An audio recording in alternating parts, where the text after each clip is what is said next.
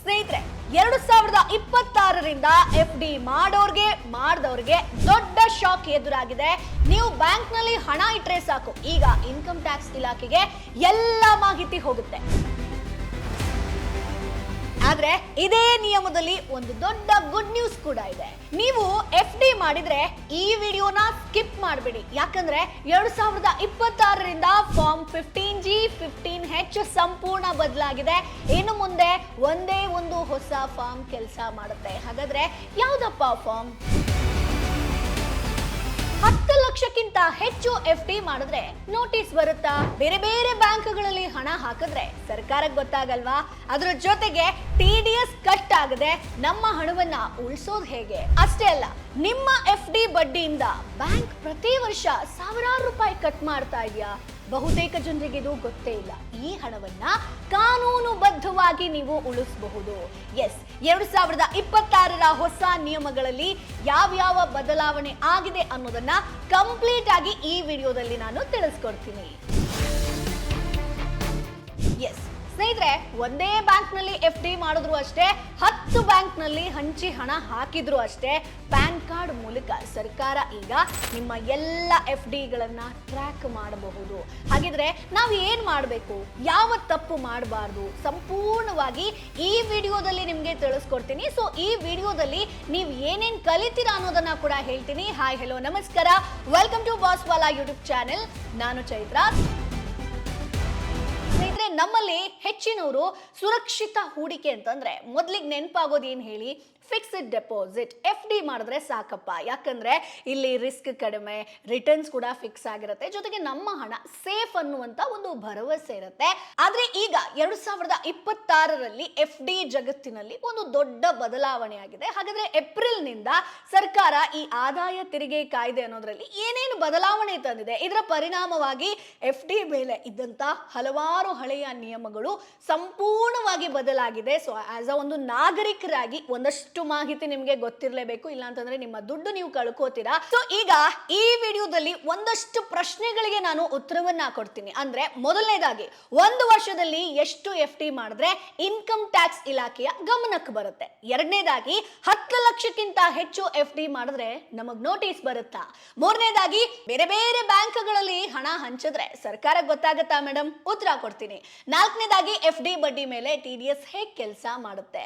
ಜೊತೆಗೆ ಎಲ್ಲದಕ್ಕೂ ಮುಖ್ಯವಾಗಿ ಕಾನೂನುಬದ್ಧವಾಗಿ TDS ಅನ್ನ ಹೇಗೆ ಉಳಿಸ್ಕೋಬಹುದು? ಯಾಕಂದ್ರೆ ಈಗ ಹಳೆಯ ಫಾರ್ಮ್ 15G 15H ವ್ಯವಸ್ಥೆ ಬದಲಾಗಿದೆ. ಅದರ ಬದಲಾಗಿ ಹೊಸ ಫಾರ್ಮ್ ಅಂದ್ರೆ ಫಾರ್ಮ್ 121 ಬಂದಿದೆ. ಇದು ಹೇಗೆ ಕೆಲಸ ಮಾಡುತ್ತೆ ಅನ್ನೋದನ್ನ ಕಂಪ್ಲೀಟ್ ಆಗಿ ಸ್ಟೆಪ್ ಬೈ ಸ್ಟೆಪ್ ಈ ವಿಡಿಯೋದಲ್ಲಿ ತಿಳಿಸ್ಕೊಡ್ತೀನಿ. ಹೊಸ TDS ಮಿತಿ ಆಗಿರ್ಬೋದು, ಯಾರಿಗೆ TDS ಕಟ್ ಆಗುತ್ತೆ, ಫಾರ್ಮ್ 121 ಹೇಗೆ ಸಲ್ಲಿಸಬೇಕು, ಎಲ್ಲಿ ಸಲ್ಲಿಸಬೇಕು, ಒಂದ್ ವೇಳೆ ಮರೆತು ಹೋದ್ರೆ ಏನು ಮಾಡಬೇಕು, ITR ಮೂಲಕ ರೀಫಂಡ್ ಹೇಗೆ ಪಡಿಬೇಕು ಅನ್ನೋದನ್ನ ಈ ವಿಡಿಯೋದಲ್ಲಿ ನೀವು ತಿಳ್ಕೊತೀರಾ ಸ್ನೇಹಿತರೆ. ಸೊ ಹಾಗಾಗಿ ನಾನು ಅದಕ್ಕೆ ಹೇಳ್ತಾ ಇರೋದು, ಪಾಯಿಂಟ್ ಮಾಡಿ ಈ ವಿಡಿಯೋನ ಕಂಪ್ಲೀಟ್ ಆಗಿ ಮಿಸ್ ಮಾಡದೆ ನೋಡಿ. ಯಾಕಂದ್ರೆ ಹಳೆ ನಿಯಮಗಳನ್ನೇ ನೀವು ಫಾಲೋ ಮಾಡಿದ್ರೆ ನಿಮಗೆ ಗೊತ್ತಾಗದೆ ನಿಮ್ಮ ಹಣ ಕಟ್ ಆಗಬಹುದು. ಸೊ ಹಾಗಾಗಿ ವಿಡಿಯೋನ ಶುರು ಮಾಡೋಣ. ಸೊ ಮೊದಲನೇದಾಗಿ ಸ್ನೇಹಿತರೆ, FD ಮಿತಿ ಹಾಗೆ ಇನ್ಕಮ್ ಟ್ಯಾಕ್ಸ್ ನೋಟಿಸ್ ಬಗ್ಗೆ ನಾನು ಇನ್ ಡಿಟೇಲ್ ಆಗಿ ತಿಳಿಸ್ಕೊಡ್ತೀನಿ. ಇದು ತುಂಬಾ ಇಂಪಾರ್ಟೆಂಟ್. ಸೊ ನೀವು 1 ವರ್ಷದಲ್ಲಿ ದೊಡ್ಡ ಮೊತ್ತದ ಫಿಕ್ಸ್ಡ್ ಡೆಪಾಸಿಟ್ ಮಾಡಿದ್ರೆ, ಅಂದ್ರೆ 10 ಲಕ್ಷ ಅಥವಾ ಅದಕ್ಕಿಂತ ಹೆಚ್ಚು ಡೆಪಾಸಿಟ್ ಮಾಡಿದ್ರೆ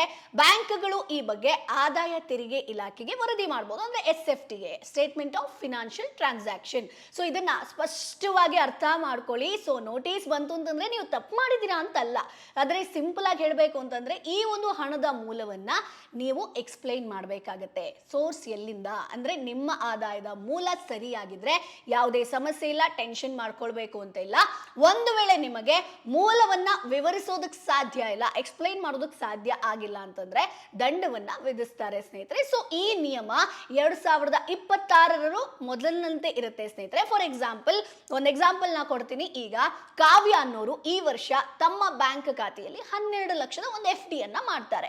ಬ್ಯಾಂಕ್ ಈ ಮಾಹಿತಿಯನ್ನ ಆದಾಯ ತೆರಿಗೆ ಇಲಾಖೆಗೆ ವರದಿ ಮಾಡುತ್ತೆ. ಯಾಕಂದ್ರೆ ಇದು 10 ಲಕ್ಷದ ಮಿತಿಗಿಂತ ಹೆಚ್ಚಿದೆ. ಸೊ ಕೆಲವು ದಿನಗಳ ನಂತರ ಕಾವ್ಯಗೆ ಇನ್ಕಮ್ ಟ್ಯಾಕ್ಸ್ ಇಲಾಖೆಯಿಂದ ಒಂದು ನೋಟಿಸ್ ಬರುತ್ತೆ. ಅದರಲ್ಲಿ ಕೇವಲ ಒಂದು ಪ್ರಶ್ನೆ ಇರುತ್ತೆ ಹೇಳುತ್ತೆ ಸ್ನೇಹಿತರೆ, ಕಾವ್ಯ ಅವರೇ ನೀವು 12 ಲಕ್ಷ ರೂಪಾಯಿ ಹೂಡಿಕೆ ಮಾಡಿದ್ದೀರಿ, ಈ ಹಣ ನಿಮಗೆ ಎಲ್ಲಿಂದ ಬಂತು ಅನ್ನುವಂತ ಒಂದೇ ಒಂದು ನೋಟಿಸ್ ಬಂದಿರುತ್ತೆ.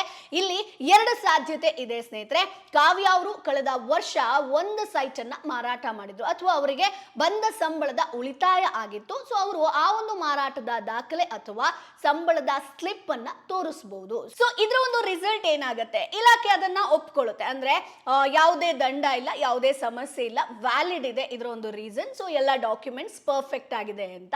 ಇನ್ನು ಸಾಧ್ಯತೆ 2 ಬಂದು ಕಾವ್ಯ ಅವರ ಆದಾಯ ವರ್ಷಕ್ಕೆ ಕೇವಲ 3 ಲಕ್ಷ ರೂಪಾಯಿ, ಆದ್ರೆ ಅವರು 12 ಲಕ್ಷದ FD ಅನ್ನ ಮಾಡಿದ್ದಾರೆ. ಈ ಹಣಕ್ಕೆ ಅವರ ಬಳಿ ಯಾವುದೇ ದಾಖಲೆ ಇಲ್ಲ ಅಥವಾ ಮೂಲವನ್ನ ವಿವರಿಸೋದಕ್ಕೆ ಅವ್ರಿಗೆ ಸಾಧ್ಯ ಇಲ್ಲ. ಇದರ ಒಂದು ರಿಸಲ್ಟ್ ಏನಾಗುತ್ತೆ, ಇದನ್ನ ಅಘೋಷಿತ ಆದಾಯ, ಅನ್ಎಕ್ಸ್ಪ್ಲೈನ್ಡ್ ಇನ್ಕಮ್ ಅಂತ ಪರಿಗಣಿಸ್ತಾರೆ. ಇಲಾಖೆ ಆ ಮೊತ್ತದ ಮೇಲೆ ಭಾರಿ ದಂಡ, ಪೆನಾಲ್ಟಿಯನ್ನ ವಿಧಿಸಬಹುದು ಸ್ನೇಹಿತರೆ. ಅಂದ್ರೆ ಹಣ ಇರೋದು ತಪ್ಪಲ್ಲ ಸ್ನೇಹಿತರೆ, ಆದ್ರೆ ಆ ಹಣಕ್ಕೆ ಲೆಕ್ಕ ಇರಬೇಕು. 10 ಲಕ್ಷಕ್ಕಿಂತ ಹೆಚ್ಚು FD ಮಾಡಿದಾಗ ನಿಮ್ಮ ಬಳಿ ಆ ಹಣದ ಮೂಲದ ದಾಖಲೆ ಸಿದ್ಧವಿರಬೇಕು ಅಷ್ಟೇ, ಇಲ್ಲ ಅಂದ್ರೆ ಏನು ಸಮಸ್ಯೆ ಆಗಲ್ಲ. ಬಟ್ ಇಲ್ಲಿ ಒಂದಷ್ಟು ಜನರಿಗೆ ತಪ್ಪು ಕಲ್ಪನೆ ಇದೆ, ಮಲ್ಟಿಪಲ್ ಬ್ಯಾಂಕ್ ಅಂತ ಹೇಳ್ತೀವಿ, ಅದನ್ನ ಎಕ್ಸ್ಪ್ಲೈನ್ ಮಾಡ್ತೀನಿ. ಅನೇಕ ಜನರು ಹೀಗೆ ಥಿಂಕ್ ಮಾಡ್ತಾರೆ, ನಾನು ನನ್ನ FD ಹಣವನ್ನ ಒಂದೇ ಬ್ಯಾಂಕ್ ಅಲ್ಲಿ ಇಡಲ್ಲಪ್ಪ, ಬೇರೆ ಬೇರೆ ಬ್ಯಾಂಕ್ಗಳಲ್ಲಿ ಹಂಚಿ ಹಾಕ್ತೀನಿ, ಆಗ ಯಾರಿಗೂ ಕೂಡ ಟ್ರ್ಯಾಕ್ ಮಾಡೋದಕ್ಕೆ ಸಾಧ್ಯ ಇಲ್ಲ ಅಂತ. ಇದು ಸಂಪೂರ್ಣವಾಗಿ ನೀವು ತಪ್ಪು ತಿಳ್ಕೊಂಡಿರುವಂತದ್ದು. ಅಂದ್ರೆ ಇದು ಪ್ರತಿಯೊಂದು ಪ್ಯಾನ್ ಕಾರ್ಡ್ ಲಿಂಕ್ ಆಗಿರುತ್ತೆ. ಒಂದು ಬ್ಯಾಂಕ್ ನಲ್ಲಿ 20 ಲಕ್ಷ ಇಟ್ಟರು ಅಷ್ಟೇ, 20 ಬ್ಯಾಂಕ್ ಅಲ್ಲಿ 1 ಲಕ್ಷ ಇಟ್ಟರು ಅಷ್ಟೇ. ಆದಾಯ ತೆರಿಗೆ ಇಲಾಖೆ ಈ ಎಲ್ಲವನ್ನ ನೋಡುತ್ತೆ. ಯಾಕೆ ಹೇಳಿ, ಎಲ್ಲ ಕಡೆ ಪ್ಯಾನ್ ಕಾರ್ಡ್ ಕೊಟ್ಟಿರ್ತೀರಾ. ಸೊ ಒಂದು ಉದಾಹರಣೆಯನ್ನ ಕೊಡ್ತೀನಿ. ಸೊ ಸಿಂಪಲ್ ಆಗಿ ಹೇಳ್ತೀನಿ. ಯಶಸ್ವಿನಿ ಅನ್ನೋರು ಅನ್ಕೊಳ್ತಾರೆ, ನಾನು ಒಂದೇ ಬ್ಯಾಂಕ್ ಅಲ್ಲಿ 15 ಲಕ್ಷ ರೂಪಾಯಿ ಇಟ್ರೆ FD ಮಾಡಿದ್ರೆ ಇನ್ಕಮ್ ಟ್ಯಾಕ್ಸ್ ಕಣ್ಣಿಗೆ ನಾನು ಬೀಳ್ತೀನಿ. ಅದ್ರ ಬದಲಾಗಿ ನಾನು ಏನ್ ಮಾಡ್ತೀನಿ, 15 ಬೇರೆ ಬೇರೆ ಬ್ಯಾಂಕ್ಗಳಲ್ಲಿ ತಲಾ 1 ಲಕ್ಷ ರೂಪಾಯಿ FD ಮಾಡ್ತಾ ಬರ್ತೀನಿ. ಆಗ ಯಾರಿಗೂ ಕೂಡ ಗೊತ್ತಾಗಲ್ಲ, ಯಾಕಂದ್ರೆ ಯಾವ್ದಾವ್ದೋ ಬ್ಯಾಂಕ್ ಅಲ್ಲಿ ಇಟ್ಟಿರ್ತೀನಿ ಅಂತ. ಅಸಲಿ ವಿಷಯ ಏನಪ್ಪಾ ಅಂತಂದ್ರೆ, ಯಶಸ್ವಿನಿ ಅವರು ಮರ್ತು ಬಿಟ್ಟಿದ್ದಾರೆ, ಅವರು 15 ಬ್ಯಾಂಕ್ಗಳಲ್ಲಿ ನೀಡ್ತಿರೋದು ಒಂದೇ ಒಂದು ಪ್ಯಾನ್ ಕಾರ್ಡ್, ಅದು ಅವರ ಹೆಸರಲ್ಲೇ ಇರುತ್ತೆ. ಪ್ಯಾನ್ ಕಾರ್ಡ್ ಒಂದಿತ್ತು ಅಂತಂದ್ರೆ ಎಲ್ಲಾ ಲಿಂಕ್ ಆಗಿರುತ್ತೆ. ಸೊ ಇದು ಹೇಗೆ ಕೆಲಸ ಮಾಡುತ್ತೆ, ಸೊ ನಿಮ್ಮ ಪ್ಯಾನ್ ಕಾರ್ಡ್ ಒಂದು ದೊಡ್ಡ ಮಿರರ್ ಇದ್ದಂಗೆ ಸ್ನೇಹಿತರೆ. ನೀವು ದೇಶದ ಯಾವುದೇ ಮೂಲೆಯ ಯಾವುದೇ ಬ್ಯಾಂಕ್ ಅಲ್ಲಿ ಹಣ ಇಟ್ಟರೂ ಕೂಡ ಆ ಬ್ಯಾಂಕ್ ನಿಮ್ಮ ಪ್ಯಾನ್ ವಿವರವನ್ನ ಅಪ್ಡೇಟ್ ಮಾಡಿದ ತಕ್ಷಣ ಆದಾಯ ತೆರಿಗೆ ಇಲಾಖೆಯ AIS ಆನ್ಯುವಲ್ ಇನ್ಫಾರ್ಮೇಶನ್ ಸ್ಟೇಟ್ಮೆಂಟ್ ನಲ್ಲಿ ಈ ಎಲ್ಲ ಮೊತ್ತಗಳು ಬಂದು ಕೂತು ಬಿಡುತ್ತೆ, ಎಲ್ಲ ಡೀಟೇಲ್ಸ್ ಸಿಕ್ಕಿಬಿಡುತ್ತೆ. ಇದರ ಪರಿಣಾಮ ಏನು, ಇಲಾಖೆ ಅಧಿಕಾರಿಗಳಿಗೆ ನಿಮ್ಮ ಫೈಲ್ ಓಪನ್ ಮಾಡಿದಾಗ 15 ಬ್ಯಾಂಕ್ಗಳ ಹೆಸರು ಕಾಣಿಸೋದಿಲ್ಲ, ಬದಲಾಗಿ ನಿಮ್ಮ ಹೆಸರಿನ ಕೆಳಗೆ ಒಟ್ಟು 15 ಲಕ್ಷದ FD ಎದ್ದು ಕಾಣಿಸುತ್ತೆ. ಸಿಂಪಲ್ ಆಗಿ ಹೇಳಬೇಕು ಅಂತಂದ್ರೆ, ನೀವು ನೀರನ್ನ 10 ಗ್ಲಾಸ್ಗಳಿಗೆ ಹಂಚಿ ಹಾಕಬಹುದು, ಆದ್ರೆ ಅಂತಿಮವಾಗಿ ಆ ಎಲ್ಲ ಗ್ಲಾಸ್ಗಳಿಗೂ ನೀರು ಬಂದಿರೋದು ಒಂದೇ ನಲ್ಲಿಯಿಂದ, ಅಂದ್ರೆ ಪ್ಯಾನ್ ಕಾರ್ಡ್ ಸರ್ಕಾರಕ್ಕೆ ಗೊತ್ತಿರುತ್ತೆ. ಸೊ ಹಾಗಾಗಿ ಬ್ಯಾಂಕ್ಗಳನ್ನ ಬದಲಾಯಿಸೋದ್ರಿಂದ ಟ್ಯಾಕ್ಸ್ ತಪ್ಪಿಸೋದಕ್ಕೆ ಸಾಧ್ಯ ಇಲ್ಲ. ಸೊ ಕೇವಲ ಪೇಪರ್ ವರ್ಕ್ ಹೆಚ್ಚಾಗುತ್ತಷ್ಟೇ. ಸೊ ಅದರಿಂದ ವ್ಯವಸ್ಥೆಯನ್ನ ಮೀರಿಸೋದಕ್ಕೆ ಪ್ರಯತ್ನ ಪಡಿಸಬೇಡಿ, ಟ್ರಾನ್ಸ್ಪರೆಂಟ್ ಆಗಿರಿ, ಸೊ ಡಿಟೇಲ್ಡ್ ಆಗಿರಿ. ಬಟ್ ಈಗ ನಾನು ಒಂದಷ್ಟು ಅಪ್ಡೇಟ್ಸ್ ಬಗ್ಗೆ ಹೇಳ್ತಾ ಇದ್ರೆ, ಸೊ ನೀವು ನಿಮ್ಮ ಲೈಫಲ್ಲಿ ಏನೇನು ಅಪ್ಡೇಟ್ ಮಾಡಬೇಕು ಅಂತ, ಅದ್ರ ಜೊತೆಗೆ ನೀವು ಯಾವ ರೀತಿಯಾಗಿ ನಿಮ್ಮ ಒಂದು ಲೈಫಿಗೆ ಏನೇ ಸಮಸ್ಯೆ ಬರಬಾರ್ದು, ಇನ್ಕಮ್ ಟ್ಯಾಕ್ಸ್ ನೋಟಿಸ್ ಬರಬಾರ್ದು, ಎಲ್ಲವೂ ಕೂಡ ಟ್ರಾನ್ಸ್ಪರೆಂಟ್ ಆಗಿರಬೇಕು, ನನ್ನ ಎಲ್ಲ ಡಾಕ್ಯುಮೆಂಟ್ಸ್ಗಳು ಪರ್ಫೆಕ್ಟ್ ಆಗಿರಬೇಕು ಅಂತ ನೀವು ಇರ್ತೀರೋ, ಅದೇ ರೀತಿ ನಿಮ್ಮ ಫ್ಯಾಮಿಲಿ ಕೂಡ ಕಂಪ್ಲೀಟ್ ಆಗಿ ಪ್ರೊಟೆಕ್ಟೆಡ್ ಆಗಿರಬೇಕು. ಏನು ಹೇಳ್ತಿದ್ದಾರೆ ಮೇಡಮ್, ಏನು ಪ್ರೊಟೆಕ್ಷನ್ ಅಂತ ಕೇಳಿದ್ರೆ, ನಿಮ್ಮ ಒಂದು ಫ್ಯಾಮಿಲಿಗೆ ಹೆಲ್ತ್ ಇನ್ಶೂರೆನ್ಸ್ ಅನ್ನ ಮಾಡಿಸ್ಕೊಂಡಿದ್ದೀರಾ ಅಥವಾ ಟರ್ಮ್ ಇನ್ಶೂರೆನ್ಸ್ ಅನ್ನ ಮಾಡಿಸ್ಕೊಂಡಿದ್ದೀರಾ? ಸೊ ಯಾಕೆ ಇದನ್ನು ಹೇಳ್ತಾ ಇದ್ದೀನಿ ಅಂತಂದ್ರೆ, ಇತ್ತೀಚೆಗೆ ನಾವು ನೋಡ್ಬೋದು ಎಷ್ಟೋ ಜನರಿಗೆ ಅಪಘಾತ ಆಗಿರ್ಬೋದು. ಸೊ ಒಮ್ಮೆ ನಾವು ಹಾಸ್ಪಿಟಲ್ಗೆ ಅಡ್ಮಿಟ್ ಆದ್ವಿ ಅಂತಂದ್ರೆ ನಾವು ಕೂಡಿಟ್ಟಂತ ಹಣ ಆಗಿರ್ಬೋದು, ಇದು FD ಆಗಿರ್ಬೋದು, ಎಲ್ಲವೂ ಕೂಡ ತೆಗಿಬೇಕಾದಂತ ಪರಿಸ್ಥಿತಿ ಬರುತ್ತೆ. ಯಾಕಂತಂದ್ರೆ ಹೆಲ್ತ್ ಇನ್ಶೂರೆನ್ಸ್ ಅನ್ನ ಮಾಡ್ಕೊಂಡಿರೋದಿಲ್ಲ. ಅದೇ ಈಗ ಟರ್ಮ್ ಇನ್ಶೂರೆನ್ಸ್ ಅಂತ ಬಂದಾಗ್ಲೂ ಕೂಡ ನಾಳೆ ದಿನ ನಾವಿಲ್ಲ ಅಂತಂದ್ರೆ ನಮ್ಮ ಫ್ಯಾಮಿಲಿಗೆ ಏನೂ ಕೂಡ ಆರ್ಥಿಕವಾಗಿ ಸಮಸ್ಯೆ ಆಗಬಾರ್ದು ಅಂತಂದ್ರೆ ಈ FD ಮಾಡೋದಾಗಿರ್ಬೋದು ಎಲ್ಲವೂ ಕೂಡ ಇಂಪಾರ್ಟೆಂಟ್. ಅದರ ಜೊತೆಗೆ ಟರ್ಮ್ ಇನ್ಶೂರೆನ್ಸ್ ಮಾಡ್ಕೊಳ್ಳುವಂಥದ್ದು ಕೂಡ ತುಂಬಾ ಇಂಪಾರ್ಟೆಂಟ್ ಸ್ನೇಹಿತರೆ. ಬಟ್ ನನಗೆ ಗೊತ್ತು, ಈಗ ಟರ್ಮ್ ಇನ್ಶೂರೆನ್ಸು ಹೆಲ್ತ್ ಇನ್ಶೂರೆನ್ಸು ಅಂತಂದ್ರೆ ತುಂಬಾ ದುಬಾರಿಯಪ್ಪ. ಸೊ ಅದರಲ್ಲಿ ನಾವು ಯಾವ್ದನ್ನ ಆಯ್ಕೆ ಮಾಡ್ಕೊಳ್ಳೋದು ಬೆಸ್ಟ್ ಪ್ಲಾನ್ ಅಂತ ನಮ್ಗೆ ಹೇಗೆ ಗೊತ್ತಾಗುತ್ತೆ? ಸೊ ಸಾವಿರಾರು ಒಂದಷ್ಟು ಹೆಲ್ತ್ ಇನ್ಶೂರೆನ್ಸು ಟರ್ಮ್ ಇನ್ಶೂರೆನ್ಸ್ ಪ್ಲಾಟ್ಫಾರ್ಮ್ಗಳಿದೆ. ಸೊ ನಮಗೆ ಬೇಕಾದಂತ ಬೆಸ್ಟ್ ಹೆಲ್ತ್ ಟರ್ಮ್ ಇನ್ಶೂರೆನ್ಸ್ ಅನ್ನ ಹೇಗೆ ಆಯ್ಕೆ ಮಾಡ್ಕೊಳ್ಳು ಅನ್ನುವಂತ ಒಂದು ಕ್ವಶನ್ ಮಾರ್ಕ್ ನಿಮ್ಗೆಲ್ರಿಗೂ ಕೂಡ ಬಂದೇ ಬರುತ್ತೆ. ಇದು ನನಗೂ ಕೂಡ ಬಂದಿತ್ತು. ಬಟ್ ಈ ರೀತಿಯಾಗಿ ಸೇಮ್ ಪ್ರಶ್ನೆ ನನಗೆ ಬಂದಾಗ ನಾನು ಒಂದು ಪ್ಲಾಟ್ಫಾರ್ಮ್ ನ ಯೂಸ್ ಮಾಡಿದೆ. ಸೊ ಅದನ್ನ ನಿಮಗೂ ಕೂಡ ಸಜೆಸ್ಟ್ ಮಾಡ್ತೀನಿ. ಅದೇ ಡಿಟೋ ಇನ್ಶೂರೆನ್ಸ್ ಸ್ನೇಹಿತರೆ. ಸೊ ಇವರು ಪ್ರಾಮಾಣಿಕ ಮತ್ತು ಸ್ಪ್ಯಾಮ್ ಮುಕ್ತ ಇನ್ಶೂರೆನ್ಸ್ ಸಲಹೆಯನ್ನ ನಿಮ್ಗೆ ಕೊಡ್ತಾರೆ. ಹೇಗೆ ಕೊಡ್ತಾರೆ ಅನ್ನೋದನ್ನ ಕೂಡ ಹೇಳ್ತೀನಿ. ಸೊ ಡಿಟೋ ಅನ್ನೋದು ಝೆರೋದ ಬೆಂಬಲಿತ ಕಂಪನಿ ಆಗಿರೋದ್ರಿಂದ ಇದು ನಿಮ್ಮ ಪರ್ಸನಲ್ ಇನ್ಶೂರೆನ್ಸ್ ಗೈಡ್ ಆಗಿ ಕೆಲಸ ಮಾಡುತ್ತೆ. ಅಂದ್ರೆ ನೀವು ಕಾಲ್ ಬುಕ್ ಮಾಡಿದ್ರೆ ನಿಮ್ಮದೇ ಭಾಷೆಯಲ್ಲಿ IRDAI ಸರ್ಟಿಫೈಡ್ ಮಾರ್ಗದರ್ಶಕರು ನಿಮ್ಮ ಎಲ್ಲ ಇನ್ಶೂರೆನ್ಸ್ಗೆ ಸಂಬಂಧಿಸಿದಂತ ಪ್ರಶ್ನೆಗಳಿಗೆ ಆನ್ಸರ್ ಅನ್ನ ಕೊಡ್ತಾರೆ. ಸೊ ನಿಮ್ಗೆ ಏನೇ ಕನ್ಫ್ಯೂಷನ್ ಇದ್ರೂ ಕೂಡ ಅದನ್ನ ಕ್ಲಿಯರ್ ಮಾಡ್ತಾರೆ. ನಿಮಗೆ ಸೂಕ್ತವಾದಂತ ಇನ್ಶೂರೆನ್ಸ್ ಅನ್ನ ಪರ್ಚೇಸ್ ಮಾಡೋದಕ್ಕೆ ಇಲ್ಲಿ ಹೆಲ್ಪ್ ಮಾಡ್ತಾರೆ. ಇಂಟ್ರೆಸ್ಟಿಂಗ್ ಪಾಯಿಂಟ್ ಏನ್ ಗೊತ್ತಾ, ಇವರ ಒಂದು ಕನ್ಸಲ್ಟೇಷನ್ ಕಾಲ್ಗಳೇನಿರುತ್ತೋ ಕ್ಲೈಮ್ ಸಪೋರ್ಟ್ ಎಲ್ಲವೂ ಕೂಡ 100% ಫ್ರೀ ಆಗಿರುತ್ತೆ.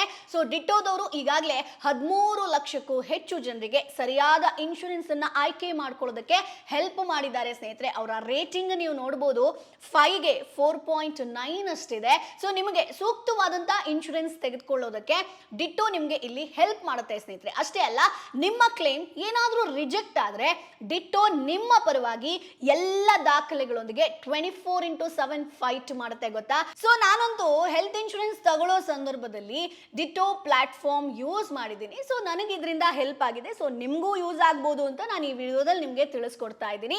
ಇನ್ನು ಒಳ್ಳೆ ವಿಷಯ ಏನು ಅಂತಂದ್ರೆ, ಇತರ ಏಜೆಂಟ್ಗಳಂತೆ ಡಿಟೋದವರು ನಿಮಗೆ ಪದೇ ಪದೇ ಕಾಲ್ ಮಾಡಿ ತೊಂದರೆ ಕೊಡೋದಿಲ್ಲ. ಸೊ ನಿಮ್ಮ ಅನುಕೂಲಕ್ಕೆ ತಕ್ಕಂಗೆ ನೀವು ಪಾಲಿಸಿಯನ್ನ ಇಲ್ಲಿ ಖರೀದಿಸಬಹುದು. ಅದರಿಂದ ನಿಶ್ಚಿಂತರಾಗಿರಿ. ಜೊತೆಗೆ ಫ್ರೀ ಕನ್ಸಲ್ಟೇಷನ್ ಕಾಲ್ ಅನ್ನ ಈಗಲೇ ಬುಕ್ ಮಾಡಿ. ಸೊ ಡಿಸ್ಕ್ರಿಪ್ಷನ್ ಅಲ್ಲಿ ಡಿಟೋ ಲಿಂಕ್ ಅನ್ನ ಕೊಟ್ಟಿರ್ತೀನಿ, ಕ್ಲಿಕ್ ಮಾಡಿ ಕಾಲ್ ಅನ್ನ ಬುಕ್ ಮಾಡಬಹುದು ಸ್ನೇಹಿತರೆ. ಈಗ ಮತ್ತೆ ಒಂದಷ್ಟು ಬದಲಾವಣೆ ಬಗ್ಗೆ ನೋಡೋಣ. ಸೊ ಇದು ಕೂಡ ನಿಮ್ಮ ಲೈಫಲ್ಲಿ ದೊಡ್ಡ ಬದಲಾವಣೆಯನ್ನು ನೀವು ಮಾಡ್ಕೊಳ್ಬೇಕು.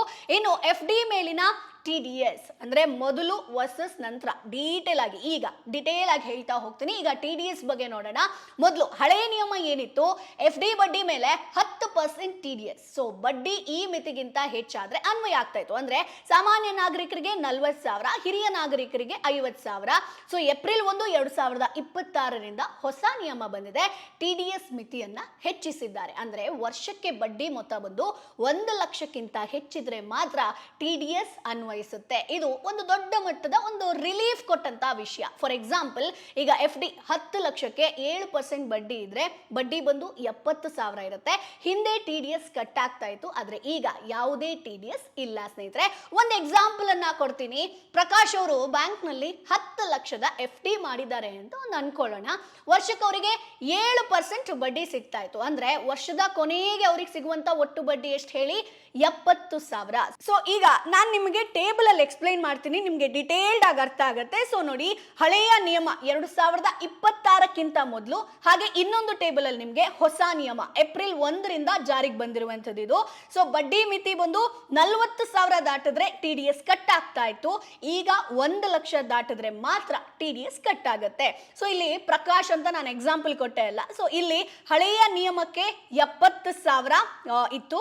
ಸೊ ಈಗ ಇಲ್ಲಿ ಹೊಸ ನಿಯಮ ಬಂದಾಗ್ಲ 70,000. ಸೊ ಹಳೆಯ ನಿಯಮ ಅಂತ ಬಂದಾಗ TDS ಕಡಿತ ಆಗ್ತಾ ಇತ್ತು. ಅಂದ್ರೆ ಬಡ್ಡಿ 40,000 ದಾಟಿದ್ದಕ್ಕೆ ಬ್ಯಾಂಕ್ 10% ಅಂದ್ರೆ 7,000 ಇಲ್ಲಿ ನಿಮ್ಗೆ ಕಟ್ ಮಾಡ್ತಾ ಇತ್ತು. ಆದ್ರೆ ಈಗ ಬಡ್ಡಿ 1 ಲಕ್ಷದ ಒಳಗೆ ಇರೋದ್ರಿಂದ ಬ್ಯಾಂಕ್ 1 ರೂಪಾಯಿ ಕೂಡ ಕಟ್ ಮಾಡಲ್ಲ. ಅಂದ್ರೆ ನಿಮಗೆ ಹಳೆಯ ನಿಯಮದಲ್ಲಿ ಈಗ ಪ್ರಕಾಶಕ್ಕೆ ಸಿಕ್ತಿದ್ದಂತ ಕೈಗೆ ಸಿಕ್ತಿದ್ದಂತ ಹಣ 63,000. ಈಗ TDS ಕಟ್ಟಾಗದೆ ಇರೋದ್ರಿಂದ ಹೊಸ ನಿಯಮದ ಪ್ರಕಾರ ಕಂಪ್ಲೀಟ್ ಬಡ್ಡಿ 70,000 ಸಿಗುತ್ತೆ. ಸೊ ಹಾಗಾಗಿ ಇದರ ಅರ್ಥ ಏನು, ಮೊದಲು ನೀವು 6ರಿಂದ 7 ಲಕ್ಷ FD ಮಾಡಿದ್ರೂ ಕೂಡ ಟ್ಯಾಕ್ಸ್ ಕಡಿತ ಆಗ್ತಾ ಇತ್ತು, ಅದರ ಒಂದು ಭಯ ಇತ್ತು. ಆದ್ರೆ ಈಗ ನಿಮ್ಮ ಬಡ್ಡಿ 1 ಲಕ್ಷದ ಒಳಗಿದ್ರೆ ನೀವು ಬ್ಯಾಂಕ್ಗೆ ಯಾವುದೇ ಫಾರ್ಮ್ ನೀಡದಿದ್ರೂ ಕೂಡ ಬ್ಯಾಂಕ್ ನಿಮ್ಮ ಹಣವನ್ನ ಕಟ್ ಮಾಡೋ ಹಾಗಿಲ್ಲ. ಇದು ಸಣ್ಣ ಹೂಡಿಕೆದಾರರಿಗೆ ಸರ್ಕಾರ ನೀಡಿದಂತ ಒಂದು ದೊಡ್ಡ ಗಿಫ್ಟ್ ಅಂತ ಹೇಳ್ಬೋದು. ಇನ್ನು 4ನೇ ದೊಡ್ಡ ಬದಲಾವಣೆಯನ್ನ ಸಿಂಪಲ್ ಆಗಿ ಎಕ್ಸ್ಪ್ಲೈನ್ ಮಾಡ್ತೀನಿ. ಸೊ ಫಾರ್ಮ್ಗಳು ನಾನು ಸ್ಟಾರ್ಟಿಂಗ್ ಅಲ್ಲೇ ಹೇಳಿದೆ ಅಲ್ವಾ, ಇದು ತುಂಬಾ ಇಂಪಾರ್ಟೆಂಟ್ ಅಂತ.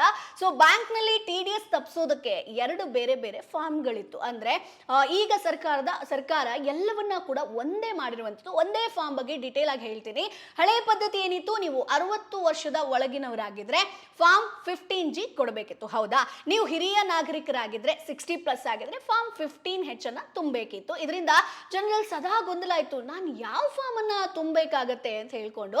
ಸೊ ಹೊಸ ಪದ್ಧತಿ ಪ್ರಕಾರ ಸರ್ಕಾರ ಈಗ ಈ ಎಲ್ಲ ಗೊಂದಲಗಳನ್ನ ತೆಗೆದು ಹಾಕಿದೆ. ಸೊ ನೀವು ಯುವಕರಾಗಿರ್ಲಿ, ಹಿರಿಯ ನಾಗರಿಕರಾಗಿರ್ಲಿ, ಇನ್ನು ಮುಂದೆ ನೀವು ನೆನಪಲ್ಲಿ ಇಟ್ಕೊಳ್ಬೇಕು ಸ್ನೇಹಿತರೆ, ಕೇವಲ ಒಂದು ಹೆಸರು ಫಾರ್ಮ್ 121. ಒಂದು ಸಣ್ಣ ಎಕ್ಸಾಂಪಲ್ ಅನ್ನ ಕೊಡ್ತೀನಿ. ಒಂದೇ ಮನೆಯಲ್ಲಿ ವಾಸವಿರುವಂತ ಅಪ್ಪ 70 ವರ್ಷ, ಮಗ 35 ವರ್ಷ, ಇಬ್ರು ಕೂಡ ಬ್ಯಾಂಕಿಗೆ ಹೋಗ್ತಾರೆ ಅಂತ ಅನ್ಕೊಳ್ಳೋಣ.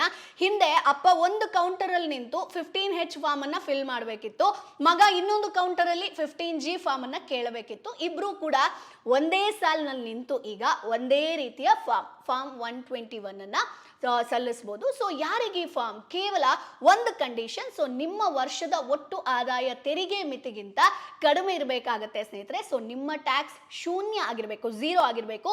ಅಂತ ಸಂದರ್ಭದಲ್ಲಿ ಈ ಫಾರ್ಮ್ 121 ಅನ್ನ ಬ್ಯಾಂಕ್ಗೆ ನೀಡಿದ್ರೆ ಬ್ಯಾಂಕ್ ನಿಮ್ಮ FD ಬಡ್ಡಿಯಿಂದ ₹1 ಕೂಡ ಅಂದ್ರೆ TDS ಕಟ್ ಮಾಡಲ್ಲ. ಸೊ ಹಾಗಾದ್ರೆ ಫಾರ್ಮ್ 121 ಅಂದ್ರೆ ಏನು, ಯಾಕೆ ಇದನ್ನ ತಂದ್ರು? ಸೊ ಫಾರ್ಮ್ 121 ಒಂದು ಹೊಸ ಘೋಷಣಾ ಪತ್ರ, ಡಿಕ್ಲರೇಷನ್ ಫಾರ್ಮ್ ಆಗಿರುತ್ತೆ. ಸೊ ನೀವು ಇದನ್ನ ಯಾವಾಗ ಸಲ್ಲಿಸಬಹುದು ಅಂದ್ರೆ ನಿಮ್ಮ ಒಟ್ಟು ಆದಾಯ ಮಿತಿಯೊಳಗಿದ್ರೆ. ಸೊ ನಿಮ್ಮ ತೆರಿಗೆ ಬಾಧ್ಯತೆ ಏನಿರುತ್ತೋ, ಟ್ಯಾಕ್ಸ್ ಲಯಾಬಿಲಿಟಿ ಏನಿರುತ್ತೋ ಅದು 0 ಆಗಿದ್ರೆ ಸೊ ಬ್ಯಾಂಕ್ TDS ಕಡಿತಗೊಳಿಸೋದಿಲ್ಲ. ಫಾರ್ ಎಕ್ಸಾಂಪಲ್ FD ಬಡ್ಡಿ 80,000, ಬೇರೆ ಯಾವುದೇ ಆದಾಯ ಇರೋದಿಲ್ಲ, ಒಟ್ಟು ಆದಾಯ ತೆರಿಗೆ ಮಿತಿಗಿಂತ ಕಡಿಮೆ ಇದೆ ಅಂತಂದ್ರೆ ಫಾರ್ಮ್ 121 ಅನ್ನ ಸಲ್ಲಿಸಿ, ಆಗ TDS ಇರೋದಿಲ್ಲ ಸ್ನೇಹಿತರೆ. ಒಂದು ಈಸಿಯಾಗಿ ನಿಮ್ಗೆ ಎಕ್ಸಾಂಪಲ್ ಹೇಳಬೇಕು ಅಂತಂದ್ರೆ, ಒಂದು ಕಾವ್ಯ ಅನ್ನೋರ್ಗೆ ಬ್ಯಾಂಕ್ FD ಇಂದ ವರ್ಷಕ್ಕೆ 80,000 ಬಡ್ಡಿ ಬರ್ತಾ ಇದೆ. ಅದನ್ನ ಬಿಟ್ರೆ ಅವರಿಗೆ ಬೇರೆ ಯಾವುದೇ ಕೆಲಸ ಅಥವಾ ಆದಾಯ ಇರೋದಿಲ್ಲ. ಸೊ ಕಾವ್ಯ ಅವರು ಸುಮ್ಮನೆ ಕೂತ್ರೆ ಬ್ಯಾಂಕ್ ಇದನ್ನ ಆದಾಯ ಅಂತ ತಿಳ್ಕೊಂಡ್ಬಿಡುತ್ತೆ. ಸೊ ಅಕ್ಟೋಬರ್ ಮಾರ್ಚ್ ತಿಂಗಳಲ್ಲಿ TDS ಕಟ್ ಮಾಡಬಹುದು. ಫಾರ್ ಎಕ್ಸಾಂಪಲ್ ಅಂದ್ರೆ ಅವ್ರು ಏನ್ ಮಾಡ್ತಾರೆ, ಕಾವ್ಯ ಅವರು ಏಪ್ರಿಲ್ ತಿಂಗಳಲ್ಲೇ ಬ್ಯಾಂಕಿಗೆ ಹೋಗಿ ಈ ಒಂದು ಫಾರ್ಮ್ 121 ಅನ್ನ ಸಬ್ಮಿಟ್ ಮಾಡ್ತಾರೆ. ಇದರ ರಿಸಲ್ಟ್ ಏನಾಗುತ್ತೆ, ಈ ಫಾರ್ಮ್ ನೋಡಿದ ತಕ್ಷಣ ಬ್ಯಾಂಕ್ ಮ್ಯಾನೇಜರ್ಗೆ ಅರ್ಥ ಆಗುತ್ತೆ, ಓ ಕಾವ್ಯ ಅವರ ಆದಾಯ ಕಡಿಮೆ ಇದೆ, ಸೊ ಅವರ ಬಡ್ಡಿಯಿಂದ ಟ್ಯಾಕ್ಸ್ ಕಟ್ ಮಾಡಬಾರ್ದು, ಅವ್ರಿಗೆ ಯಾವುದೇ ಆದಾಯ ಮಿತಿ ಇಲ್ಲ. ಸೊ ಹೀಗೆ ಮಾಡೋದ್ರಿಂದ ಕಾವ್ಯ ಅವರಿಗೆ ಬರಬೇಕಾದಂತ ಪೂರ್ತಿ 80,000 ಹಣ ಅವರ ಖಾತೆಗೆ ಜಮೆ ಆಗುತ್ತೆ. ಸೊ ಅವರು ಈ ಒಂದು ಫಾರ್ಮ್ ಸಬ್ಮಿಟ್ ಮಾಡಿಲ್ಲ ಅಂದ್ರೆ TDS ಕಟ್ ಆಗುತ್ತೆ. ಈ ಫಾರ್ಮ್ ಕೊಡೋದಕ್ಕೆ ಈಗಿನ 2026ರ ಡಿಜಿಟಲ್ ಇಂಡಿಯಾದಲ್ಲಿ ನೀವು ನಿಮ್ಮ ಮೊಬೈಲ್ ಬ್ಯಾಂಕಿಂಗ್ ಅಥವಾ ಇಂಟರ್ನೆಟ್ ಬ್ಯಾಂಕಿಂಗ್ ಮೂಲಕ ಕೇವಲ 2 ನಿಮಿಷದಲ್ಲಿ ಫಾರ್ಮ್ 121 ಅನ್ನ ಆನ್ಲೈನ್ ಮೂಲಕ ಅಪ್ಲೋಡ್ ಮಾಡೋದಕ್ಕೆ ಅವಕಾಶ ಇದೆ ಸ್ನೇಹಿತರೆ. ಬಟ್ ಹೆಚ್ಚಿನ ಜನರಿಗೆ ಏನ್ ಗೊತ್ತಾ, TDS ಕಡಿತ ಆಗ್ತಿರೋದು ತಿಳಿತಾ ಇರೋದಿಲ್ಲ. ಅಂದ್ರೆ ITR ಫೈಲ್ ಮಾಡಿರೋದಿಲ್ಲ, ರೀಫಂಡ್ ಪಡೆಯೋದಿಲ್ಲ. ನೋಡಿ, ನಮ್ಮ ದೇಶದ ಲಕ್ಷಾಂತರ ಮನೆಗಳಲ್ಲಿ ನಡೆಯುತ್ತಿರುವಂತ ಸ್ಟೋರಿ ಇದು. ಹೌದು. ಸೊ ನಮ್ಮ ಅಕ್ಕಪಕ್ಕದ ನಿವೃತ್ತ ಸರ್ಕಾರಿ ನೌಕರರಾಗಿರ್ಬೋದು, ಹಿರಿಯ ನಾಗರಿಕರನ್ನೇ ತೆಗೆದುಕೊಳ್ಳಿ, ಏನಾಗ್ತಿದೆ ಗೊತ್ತಾ, ಒಬ್ಬ ಹಿರಿಯ ನಾಗರಿಕರು ಅಂದ್ರೆ ಸೀನಿಯರ್ ಸಿಟಿಸನ್ಸ್ ಬ್ಯಾಂಕ್ ನಲ್ಲಿ ಒಂದಿಷ್ಟು ಹಣವನ್ನ ಇಟ್ಟಿದ್ದಾರೆ. ಅವರಿಗೆ ವರ್ಷಕ್ಕೆ 70,000 ಬಡ್ಡಿ ಬರುತ್ತೆ ಅಂತ ಅನ್ಕೊಳ್ಳೋಣ. ಸೊ ಅವರು ಬ್ಯಾಂಕ್ಗೆ ಹೋಗಿ ಅಪ್ಡೇಟೆಡ್ ಫಾರ್ಮ್ ಅಂದ್ರೆ ಫಾರ್ಮ್ 121 ಅನ್ನ ಕೊಟ್ಟಿಲ್ಲ ಅಂತಂದ್ರೆ ಬ್ಯಾಂಕ್ ಅವರ ಬಡ್ಡಿಯಿಂದ 10% ಅಂದ್ರೆ 7,000ವನ್ನ TDS ಹೆಸರಲ್ಲಿ ಕಟ್ ಮಾಡಬಹುದು.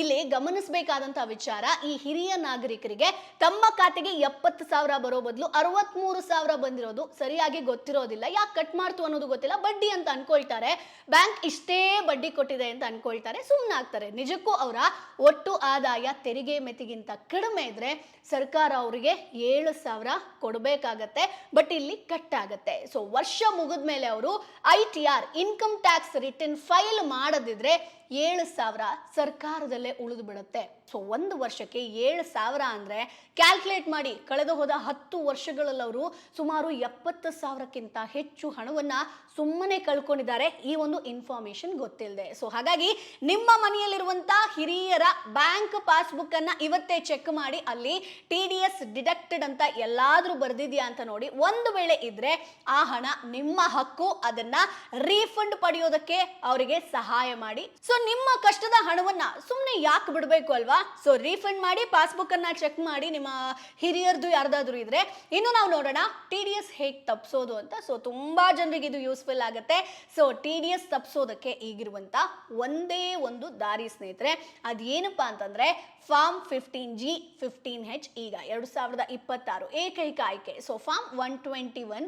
ಸೊ ಈ ಒಂದು ಅಂದ್ರೆ ಒಂದಷ್ಟು ನಾನು ವಿಚಾರಗಳನ್ನ ಹೇಳ್ತೀನಿ. ಸೊ 2026 ಈ ಒಂದು ಹೊಸ ನಿಯಮದ ಪ್ರಕಾರ TDS ಅನ್ನುವಂತ ತಲೆನೋವಿನಿಂದ ಮುಕ್ತಿ ಪಡೆಯೋದಕ್ಕೆ ಈಗ 10 ದಾರಿಗಳಿಲ್ಲ, ಕೇವಲ ಒಂದೇ ಒಂದು ದಾರಿ ಇರೋದು, ಅದೇ ಫಾರ್ಮ್ 121. ಸೊ ಇದನ್ನ ಬಳಸೋದಕ್ಕೆ ನೀವು ಈ ಕೆಳಗಿನ ಒಂದಷ್ಟು ನಾನು ಹೇಳ್ತೀನಿ ಅರ್ಹತಾ ಮಾನದಂಡಗಳಿದೆ. ಸೊ ಸ್ಕ್ರೀನ್ ಮೇಲೆ ನೋಡ್ಬೋದು. ಸೊ ಭಾರತೀಯ ನಿವಾಸಿ ಆಗಿರಬೇಕು, ನೀವು ಇಲ್ಲೇ ವಾಸವಾಗಿರಬೇಕು. ಅನಿವಾಸಿ ಭಾರತೀಯರಿಗೆ NRI ಈ ಒಂದು ಸೌಲಭ್ಯ ಇರೋದಿಲ್ಲ ಸ್ನೇಹಿತರೆ. ನಿಮ್ಮ ಒಟ್ಟು ಟ್ಯಾಕ್ಸ್ 0 ಇರಬೇಕು. ಅಂದ್ರೆ ನಿಮ್ಮ ಎಲ್ಲ ಆದಾಯಗಳನ್ನ ಸಂಬಳ, ಬಾಡಿಗೆ, ಬಡ್ಡಿ ಸೇರಿಸಿದ್ರು ಸಹ ಸರ್ಕಾರ ನಿಗದಿಪಡಿಸಿದಂತ ಟ್ಯಾಕ್ಸ್ ಮಿತಿಯ ಒಳಗೆ ಇರಬೇಕಾಗತ್ತೆ. ನಿಮಗೆ ಕಟ್ಟಲು ಯಾವುದೇ ತೆರಿಗೆ ಬಾಕಿ ಇಲ್ಲದಿದ್ರೆ ಮಾತ್ರ ಈ ಫಾರ್ಮ್ ಅನ್ನ ನೀವು ಸಲ್ಲಿಸಬೇಕು ಸ್ನೇಹಿತರೆ. ಸೊ ಸಮಯಕ್ಕೆ ಸರಿಯಾಗಿ ಸಲ್ಲಿಕೆ ಮಾಡಬೇಕು. ಹೌದು, ಈ ಫಾರ್ಮ್ ಅನ್ನ ನೀವು ವರ್ಷದ ಮಧ್ಯದಲ್ಲಿ ಕೊಡೋದಲ್ಲ, ಬದಲಾಗಿ ಹೊಸ ವರ್ಷ ಅಂದ್ರೆ ಏಪ್ರಿಲ್ ತಿಂಗಳಲ್ಲೇ ಬ್ಯಾಂಕ್ ಸಲ್ಲಿಸಬೇಕು. ಸೊ ಈಗಲೂ ಟೈಮ್ ಇದೆ, ಈಗಲೇ ಸಲ್ಲಿಸಿ. ಒಂದು ಸಣ್ಣ ಎಕ್ಸಾಂಪಲ್ ಒಂದು ಇಮ್ಯಾಜಿನ್ ಮಾಡ್ಕೊಳ್ಳಿ. ಸೊ ಚರಣ್ ಅನ್ನೋರು ಸಾಫ್ಟ್ವೇರ್ ಕೆಲಸ ಬಿಟ್ಟು ಈಗ ಮನೆಯಲ್ಲೇ ಇದ್ದಾರೆ. ಸೊ ಅವರ ಉಳಿತಾಯದ ಮೇಲೆ ವರ್ಷಕ್ಕೆ 1,20,000 ಬಡ್ಡಿ ಬರುತ್ತೆ. ಸೊ ಆಗ ಚರಣ್ ಏನ್ ಮಾಡಬೇಕು? ಹೊಸ ನಿಯಮದಂತೆ 1 ಲಕ್ಷ ಮಿತಿ ದಾಟಿದ್ದಕ್ಕೆ ಬ್ಯಾಂಕ್ TDS ಕಟ್ ಮಾಡೋದಕ್ಕೆ ರೆಡಿ ಆಗಿರುತ್ತೆ. ಆದ್ರೆ ಚರಣ್ ಅವರ ಒಟ್ಟು ಆದಾಯ ತೆರಿಗೆ ಮಿತಿಗಿಂತ ಕಡಿಮೆ ಇರೋದ್ರಿಂದ ಅವರು ಕೂಡಲೇ ಬ್ಯಾಂಕ್ ಆಪ್ ಅಥವಾ ಕೌಂಟರ್ಗೆ ಹೋಗಿ ಫಾರ್ಮ್ 121 ಸಲ್ಲಿಸ್ತಾರೆ ಅಂತ ಅನ್ಕೊಳ್ಳಿ. ಇದರ ಒಂದು ಲಾಭವಾಗಿ ಈ ಫಾರ್ಮ್ ಕೊಟ್ಟ ತಕ್ಷಣ ಬ್ಯಾಂಕ್ ಅವರ ಒಂದು ಹೆಸರಿನ ಮುಂದೆ ನೋ TDS ಮಾರ್ಕ್ ಅನ್ನ ಮಾಡುತ್ತೆ. ಸೊ ವರ್ಷದ ಕೊನೆಗೆ ಚರಣ್ ಅವರಿಗೆ ಬರಬೇಕಾಗದ ಪೂರ್ತಿ ಬಡ್ಡಿ ಏನಿರುತ್ತೋ ಅದು ಅವರ ಕೈ ಸೇರುತ್ತೆ ಸ್ನೇಹಿತರೆ. ಸೊ ಹಾಗಾಗಿ ಕೇವಲ FD ಬಡ್ಡಿ ನಂಬ್ಕೊಂಡವರಿಗೆ, ಅಂದ್ರೆ ದ ರಿಟೈರ್ ಪ್ಲಾನ್ ಅಂತ ಹೇಳ್ತೀವಲ್ವಾ, ಸೊ ನಿಮ್ಮ ಬಳಿ ಇನ್ಕಮ್ ಟ್ಯಾಕ್ಸ್ ಲಿಮಿಟ್ ಗಿಂತ ಕಡಿಮೆ ಆದಾಯ ಇದ್ರೆ ಇದು ನಿಮ್ಗೆ ತುಂಬಾ ಸುಲಭ. ಸೊ FD ಬಡ್ಡಿ ಬಂದು 70,000 ಇರುತ್ತೆ, ಬೇರೆ ಆದಾಯ 0 ಆಗಿರುತ್ತೆ. ಸೊ ಒಟ್ಟು ಆದಾಯ ಬಂದು 70,000 ಆಗಿರುತ್ತೆ. ಆಗ ತೆರಿಗೆ ಏನಿರುತ್ತೋ ಶೂನ್ಯ ಇರುತ್ತೆ. ಫಾರ್ಮ್ 121 ಅನ್ನ ಸಲ್ಲಿಸಿರ್ತೀರಾ, TDS ಇರೋದಿಲ್ಲ. ಸೊ ನಿಮ್ಮ ಆದಾಯ ಟ್ಯಾಕ್ಸ್ ಕಟ್ಟುವ ಮಿತಿಗಿಂತ ತೀರಾ ಕಡಿಮೆ ಇರೋದ್ರಿಂದ ನೀವು ಕಣ್ಣು ಮುಚ್ಕೊಂಡು ಫಾರ್ಮ್ 121 ಅನ್ನ ಸಲ್ಲಿಸಬಹುದು. ಸೊ ಬ್ಯಾಂಕ್ ನಿಮ್ಮ 70,000 ಬಡ್ಡಿಯಲ್ಲಿ 1 ರೂಪಾಯಿಯನ್ನ ಕೂಡ ಕತ್ತರಿಸೋದಿಲ್ಲ. ಸೊ ಈಗ ಮೇ ಬಿ ನಿಮ್ಗೊಂದು ಡೌಟ್ ಬಂದಿರಬಹುದು, ಈಗ ಫಾರ್ಮ್ ಅನ್ನ ನಾವು ಯಾವಾಗ ಸಲ್ಲಿಸಬೇಕು ಅಂತ ಹೇಳ್ಕೊಂಡು. ಸೊ ಫಾರ್ಮ್ ಅನ್ನ ಏಪ್ರಿಲ್ ತಿಂಗಳಲ್ಲೇ ನೀವು ಸಲ್ಲಿಸಿರ್ಬೇಕು, ಈಗಲೂ ಟೈಮ್ ಇದೆ. ಸೊ ಬ್ಯಾಂಕ್ಗಳು ಪ್ರತಿ ತ್ರೈಮಾಸಿಕದಲ್ಲಿ ಅಂದ್ರೆ ಕ್ವಾರ್ಟರ್ಲಿ TDS ಅನ್ನ ಕಡಿತ ಮಾಡುತ್ತೆ. ಇದು ನಿಮ್ಗೆ ಬಹುಶಃ ಗೊತ್ತಿರಬಹುದು. ಸೊ ನೀವು ತಡ ಮಾಡಬೇಡಿ, ಈಗಲೇ TDS ನಿಮ್ಮ ಕಡಿತ ಕೂಡ ಆಗಿರಬಹುದು. ಕಡಿತ ಆಗಿದ್ರೆ ರೀಫಂಡ್ ಮಾಡ್ಕೊಳ್ಳಿ. ಸೊ ITR ಮೂಲಕ ರೀಫಂಡ್ ಮಾಡ್ಕೊಳ್ಬಹುದು. ಸೊ ಮಲ್ಟಿಪಲ್ ಬ್ಯಾಂಕ್ ನಿಯಮ ಅನ್ನೋದನ್ನ ಕೂಡ ಪಾಲಿಸಿ. ಸೊ ಒಂದು ವೇಳೆ ನೀವು ಈ ಬ್ಯಾಂಕ್ಗಳಲ್ಲಿ FD ಹೊಂದಿದ್ರೆ ಅಂದ್ರೆ SBI, HDFC, ICIC ಕೇವಲ ಒಂದು ಬ್ಯಾಂಕ್ ನಲ್ಲ, ಎಲ್ಲಾ ಬ್ಯಾಂಕ್ಗಳಲ್ಲೂ ಕೂಡ ಫಾರ್ಮ್ 121 ಅನ್ನ ನೀವು ಸಲ್ಲಿಸಬಹುದು. ಇಲ್ಲೇ ಸಲ್ಲಿಸಬೇಕು ಆತರ ಏನು ಇಲ್ಲ. ಸೊ ಒಂದು ವೇಳೆ ಮರೆತು ಹೋದ್ರೆ ಏನಾಗುತ್ತೆ ಅದನ್ನ ಕೂಡ ನಿಮ್ಗೆ ವಿಡಿಯೋದಲ್ಲಿ ತಿಳಿಸ್ಕೊಡ್ತೀನಿ. ಸೊ ನೆನಪಾದ ತಕ್ಷಣ ಫಾರ್ಮ್ ಅನ್ನ ಸಲ್ಲಿಸಿ, ಮುಂದಿನ TDS ಕಡಿತ ಆಗೋದು ನಿಲ್ಲುತ್ತೆ. ಸೊ ಈಗಾಗಲೇ ಕಡಿತ ಆಗಿರುವಂತ TDS ಅನ್ನ ಬ್ಯಾಂಕ್ ವಾಪಸ್ ನೀಡೋದಕ್ಕೆ ಸಾಧ್ಯ ಇಲ್ಲ ಸ್ನೇಹಿತರೆ. ಅದನ್ನ ನೀವು ITR ಸಲ್ಲಿಸಿಯೇ ನೀವು ರಿಫಂಡ್ ಮಾಡ್ಕೊಳ್ಬೇಕು. ಇದು ಒಂದು ಆಪ್ಷನ್ ಇರುವಂತದ್ದು. ಸೊ ಹಿರಿಯ ನಾಗರಿಕರಿಗೆ ತುಂಬಾ ಅನುಕೂಲ ಆಗಿದೆ ಈ ಒಂದು ರೂಲ್ಸ್ ಇಂದ. ಅಂದ್ರೆ 75 ವರ್ಷ ಮೇಲ್ಪಟ್ಟವರಿಗೆ, ಅಂದ್ರೆ ನಿಮ್ಮ ಆದಾಯ ಕೇವಲ ಇವುಗಳಿಂದ, ಫಾರ್ ಎಕ್ಸಾಂಪಲ್ ಈಗ ಪೆನ್ಷನ್ ಆಗಿರಬಹುದು, ಬಡ್ಡಿ ಅದೇ ಬ್ಯಾಂಕ್ ನಿಂದ ಬರ್ತಾ ಇದ್ರೆ ಆಗ ಬ್ಯಾಂಕ್ ತೆರಿಗೆಯನ್ನ ಲೆಕ್ಕ ಹಾಕಿ TDS ಕಡಿತಗೊಳಿಸುತ್ತೆ. ಸೊ ನೀವು ITR ಫೈಲ್ ಮಾಡೋ ಅಗತ್ಯ ಇರೋದಿಲ್ಲ ಸ್ನೇಹಿತರೆ. ಸೊ ಹಾಗಾಗಿ ಸ್ನೇಹಿತರೆ, ಏಪ್ರಿಲ್ ನಿಂದ 2026ರಿಂದ ಈ ಒಂದು ವ್ಯವಸ್ಥೆ ಕಷ್ಟಕರ ಆಗಿಲ್ಲ, ಇದು ಕೇವಲ ಅಪ್ಡೇಟೆಡ್ ಆಗಿದೆ. ಸೊ ನೀವು ಇದನ್ನ ಅರ್ಥ ಮಾಡ್ಕೊಂಡ್ರೆ ನೀವು TDS ಅನ್ನ ಉಳಿಸಬಹುದು, ಅನಗತ್ಯ ನಷ್ಟವನ್ನ ತಪ್ಪಿಸ್ಕೊಳ್ಬಹುದು, ನಿಮ್ಮ FD ಗಳನ್ನ ಹೆಚ್ಚು ಪರಿಣಾಮಕಾರಿಯಾಗಿ ನೀವು ಮ್ಯಾನೇಜ್ ಮಾಡಬಹುದು.